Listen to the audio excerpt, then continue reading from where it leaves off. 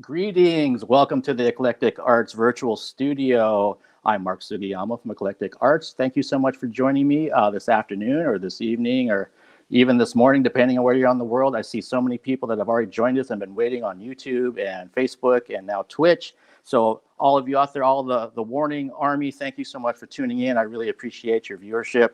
And I know the band definitely does as well. So let's not hear from me. I know you want to hear from the band. And let's get to this. My guests today are a band on fire. From their viral video 6 years ago to their upcoming third full-length album, they have amassed an army of fans around the world. And I got a little taste of that just by posting on social media about this interview. So that is very true. Please welcome to the Eclectic Arts virtual studio, Dany, Pao, and Ale, the Warning. Ta-da! Hello. Hi, how are you? Hi. Awesome. It's so great to have you here and for you thank you so much for taking thank you for taking the time. Thank you for having us. Yeah, so I mean, we were kind of talking pre-show and kind of getting things ready. So I definitely want to say congratulations to you with signing with Lava Records. Oh, thank you so much. Yeah, we're super excited about that. Yeah, that's a huge deal because they're connected to Republic Records and Universal Music Group. So I know you've received offers in the years past that you decided wasn't the right fit. What made this the right fit, and what are you looking forward to working with Lava? Wow. Okay, made this the perfect fit? I don't know. It was something that just clicked. It with was us the people, the reasons why, the way they wanted to work with us, and just the whole environment of like the Lava Records team. It was just something that we were always looking for, and we were always really careful of who we worked with, like with our managers, with our tour staff, with all that team. It's always been like a family-like team. So when we met the Lava team, we knew like these were the right people. Yeah, and they said the right stuff that were important to us in a artistic kind of way, like how the musician's vision is very, very important, and not just, I mean, of course, music is a business and you have to do a lot of things to get out there, but they really respected like the artistic integrity. Yeah. We basically have the same vision of where we wanted to go. So we're very happy to be part of the Lava Records family now. That's awesome. And yeah, I mean, their roster has had some heavy hitters on it and still has some heavy hitters. I know Jesse J's still with them here in the US, and just a wide variety of music. Trans-Siberian Orchestra was with them for a long period of time. That's actually where I recognized the Lava logo from when it came out. So is it too early to know like what the first step's going to be working with Lava? Are they just going to be pushing the third record when that's ready, or do they want something now in the interim? Basically, like what we're working on now is just talking to people so we can record our third album, and that's what we're doing at the moment. And hopefully, we can be recording the album before the year ends. Yes, that's the goal. Yes, that's what we're striving for with all the team. And and after that, I think getting back on our tour, our North American tour that we couldn't do this year. And just pushing like the album forward. Promo. Woo. So with the upcoming third album, that's a good segue. Do you have all the songs written? Do you still have like some of them written and some you're still trying to develop? Yeah, we actually have more songs. Like we have a lot because we've had a lot of time on our hands. So we have been working. We have had the songs mostly written since December, because we were supposed to record on February, but things started getting really delayed. So we are starting to we do have some newer songs, but most of the songs are already written and basically finished. So we're just waiting to get into the studio. Yeah. And for those out there, I mean, obviously we have the Warning Army that's watching right now and are all in the chat and everything. But for people that are new to you, what's the process for writing a song? Like, how does it kind of develop? Because all three of you have played piano and you have a kind of a classical type of background. So what's that songwriting process like in general? With lots of fights. No, I'm kidding.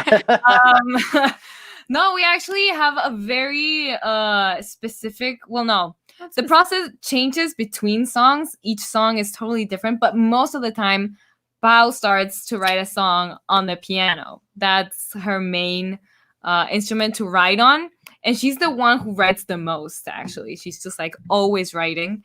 And normally, when Pao has an idea, she shows us to us a base of what the not the base, the structure. The base in Spanish does make sense, but yeah, it would be the structure of the song. Of a song, and then we work on it together. Yeah, we start with making bass lines, drum parts, all the arrangements, everything, and then that's usually the process. How it goes. Yeah. Okay, and then Pao, do you write most of the lyrics, or who does the lyric writing? Yeah, I usually do most of the lyrics, but and a lot of times we write them together most of the times, honestly. And we usually just skim through everything, make sure everything's right. But yeah, it's a very big team effort. Is it like it's a work? Very team effort. We get involved in every single part of the process. Like even though creating bass lines may be like, oh, I like create bass lines. We're just like all there. We usually do everything together. Yeah. And we're very opinionated. It's a team. It's a team effort. But yeah, we're very opinionated. So there's bound to be some tension between like what we think is best for us. You're very opinionated. So, but I think that adds a little spice to the song. Sometimes you see more of Dany reflected through a song. Sometimes more of Ale. Sometimes more of me.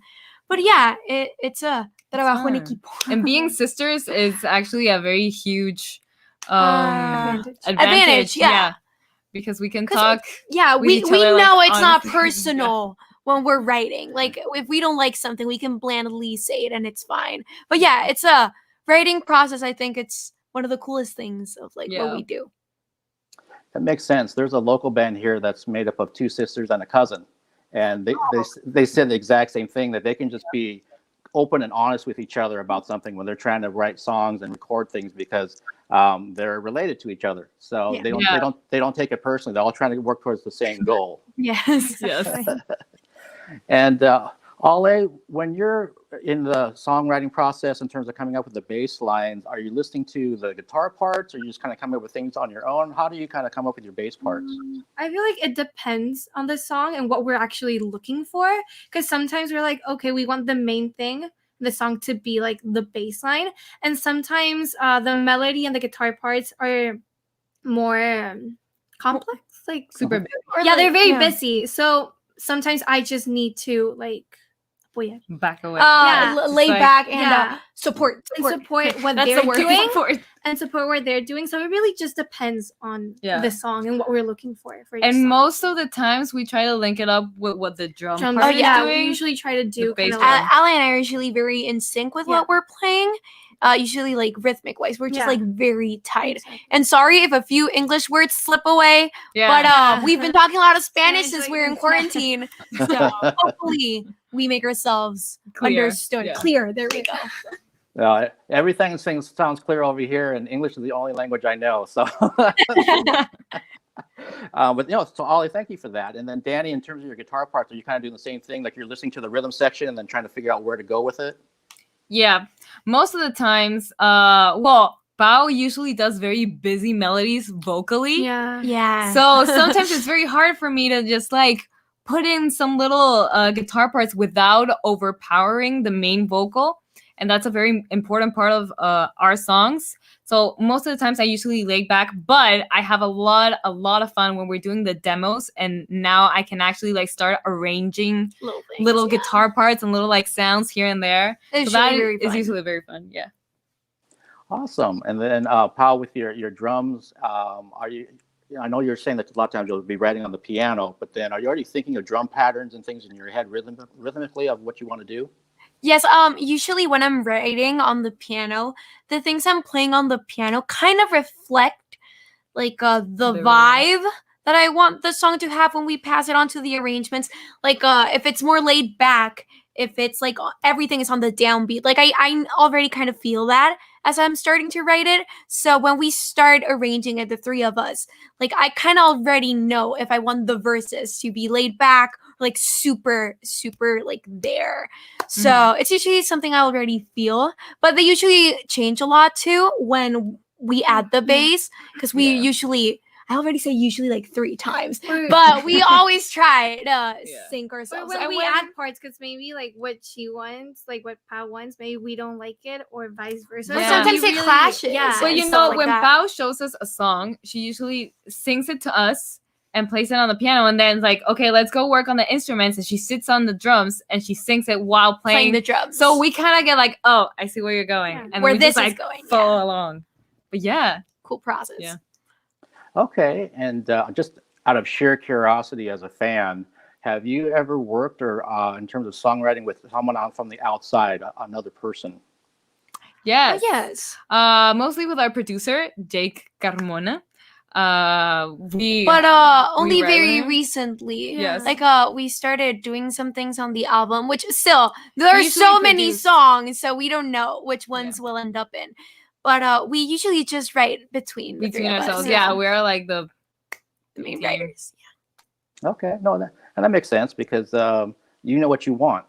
Exactly. And we've had experiences writing with other people, but not for our Oh, yeah, but not for our music. One time we went to like a writing session with Nick Littlemore, and that was an incredible experience. It was our first time writing with someone else. It was so out of our comfort zone. It was a really crazy experience. It was a great experience, A very fun one, though.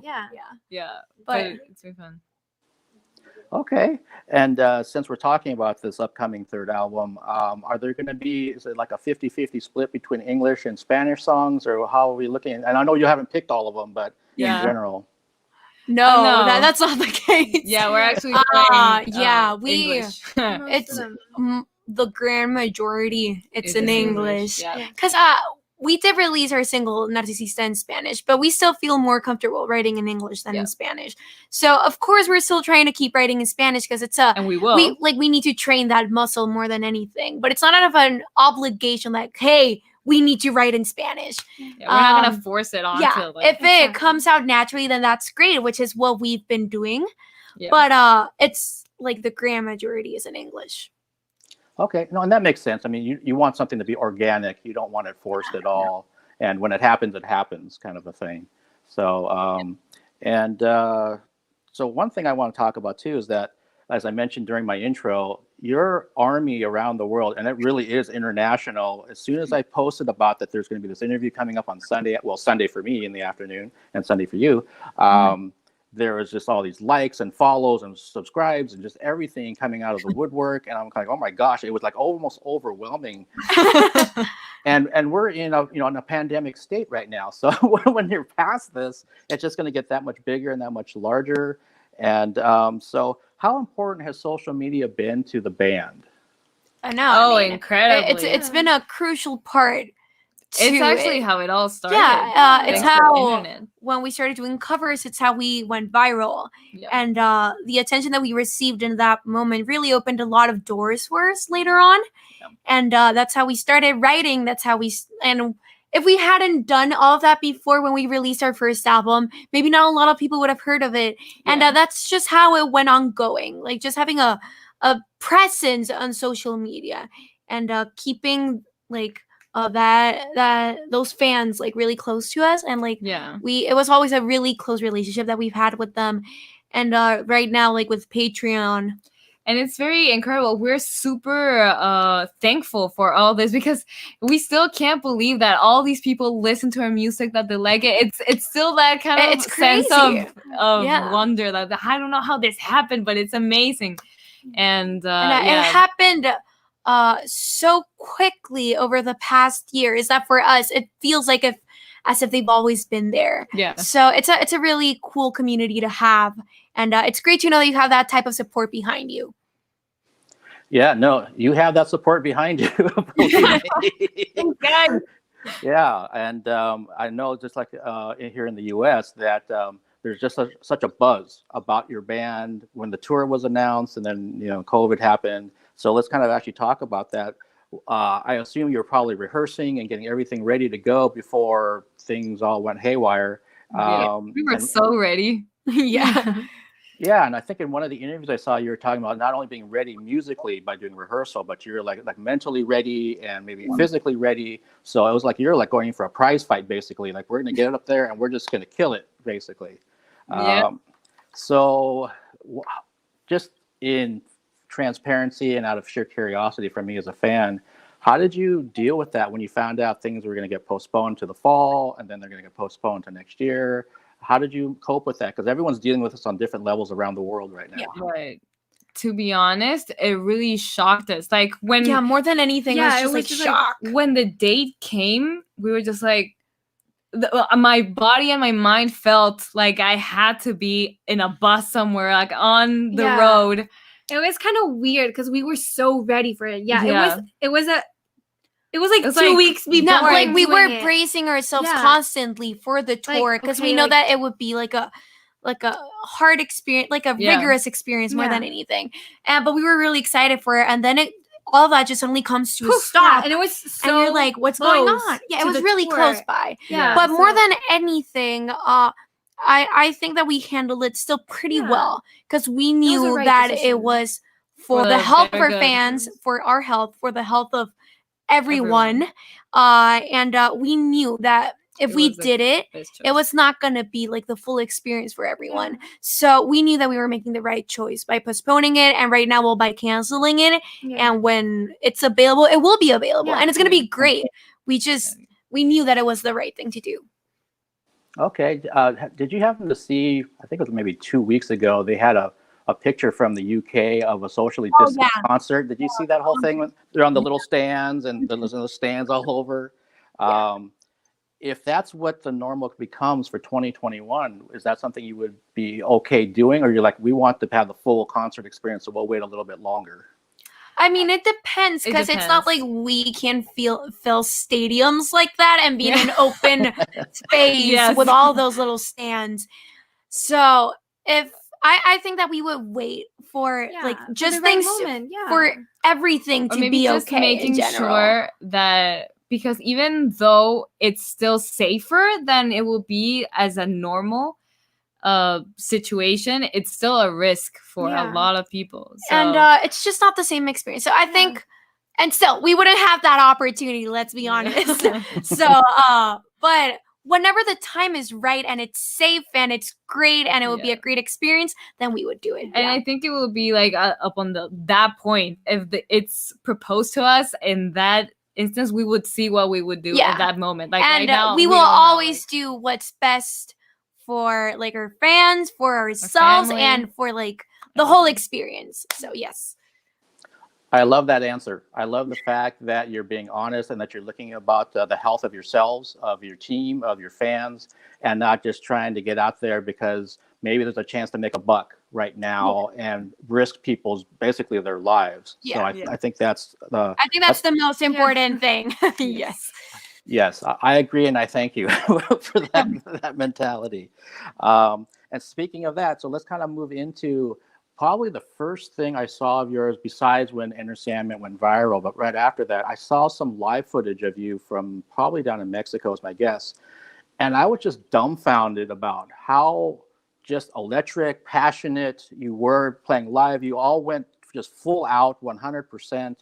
And usually there's kind of a growing period for people when they're on stage. And Grant, you're professional, you're probably still growing, that's natural. But you were just like hitting it and killing it so quickly.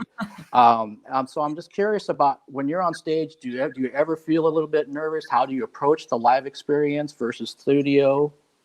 Okay. Yeah. Studio and live are extremely different. Okay, approaching the live situation, I think you're in more of a position of like, I am here to play my music, I'm here to entertain, and I'm here to have a good time and help these people have a great time with me.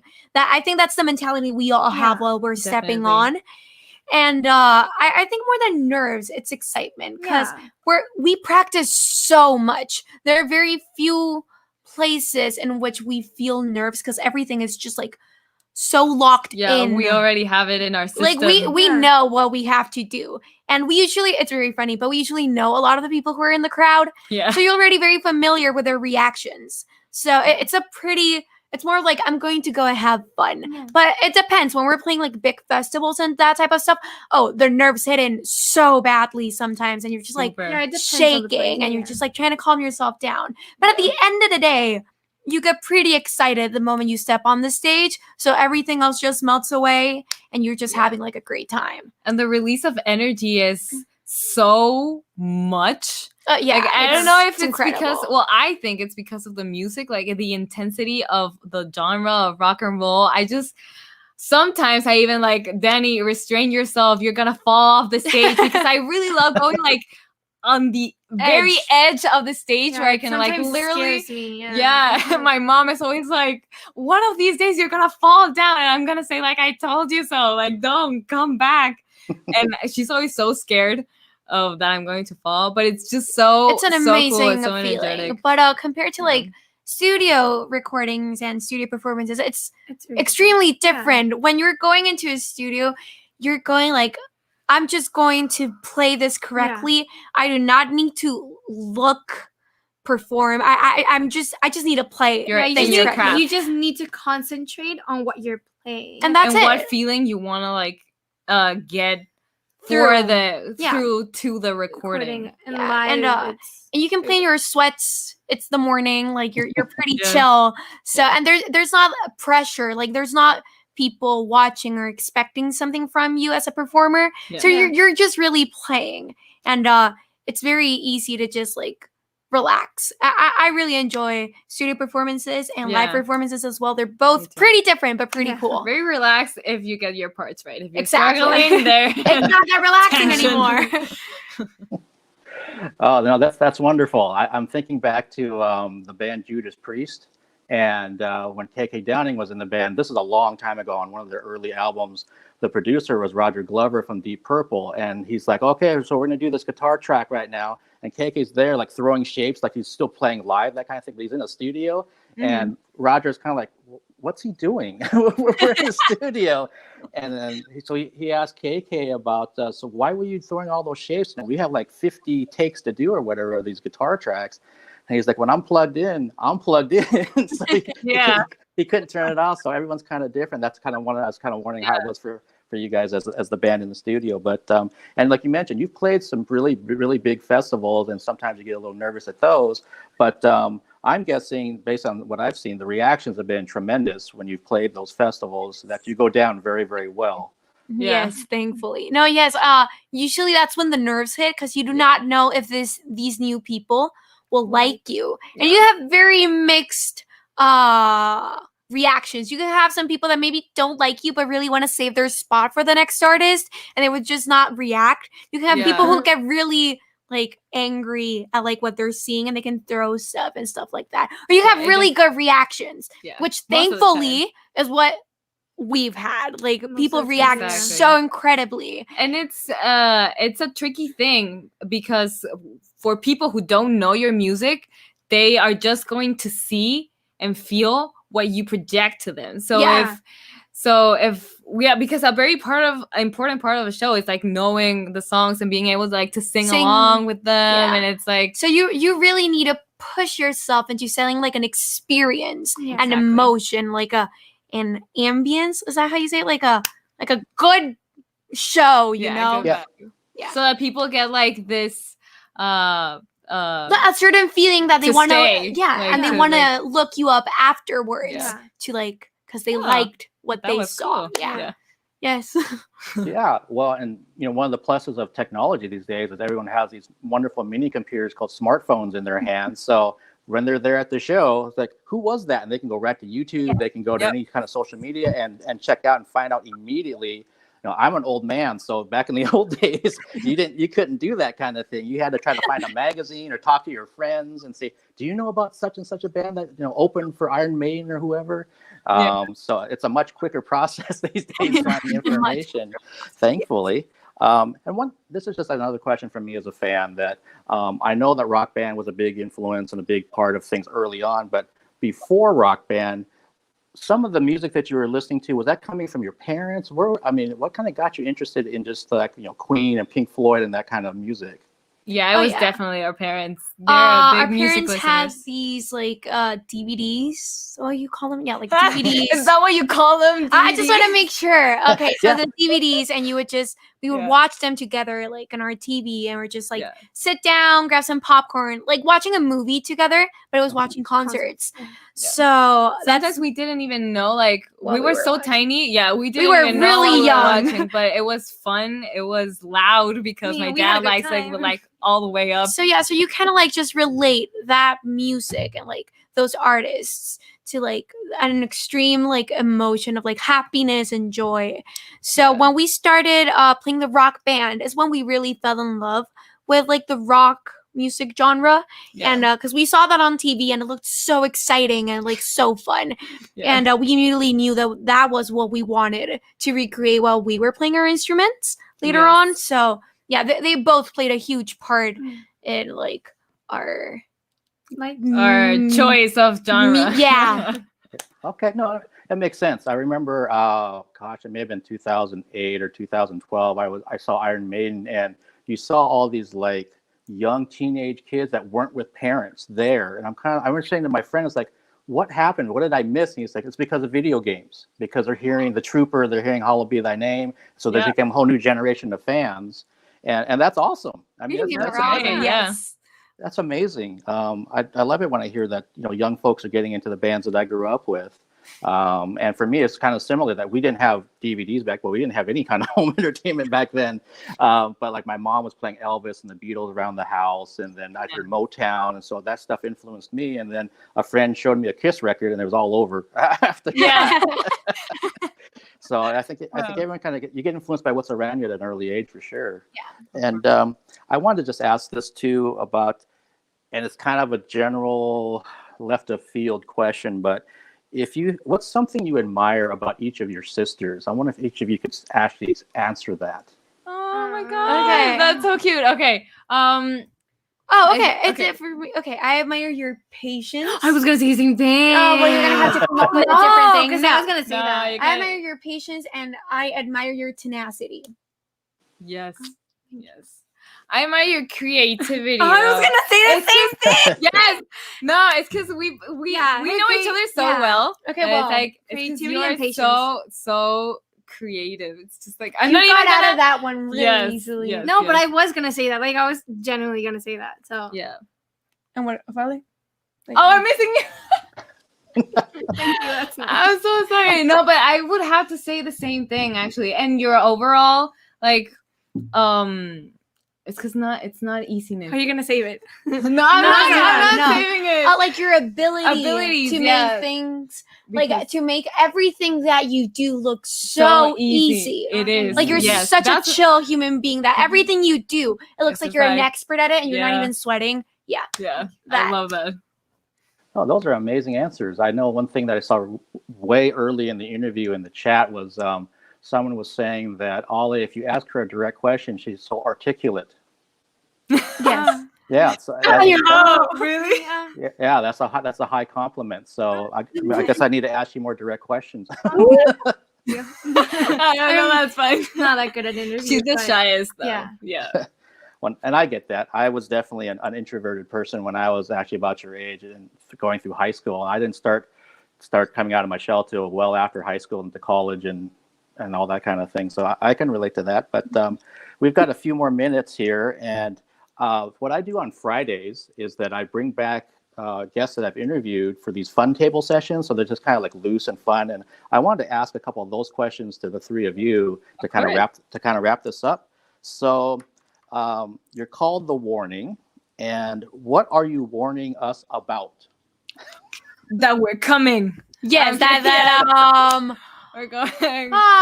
We're warning you that you better be mentally prepared to see us live, to feel that experience, that energy. Yes. To feel that rock and roll. Woo!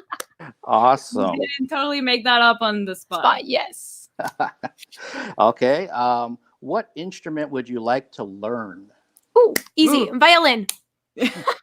I would love to play the drums. The drums, yeah, I was gonna say the drums. Because I'm horrible at them. Yeah, I'm like really really bad. But when I listen to music, I usually like try to play the drum part. Like I'm air drumming. Drum a lot. Yes. Yeah.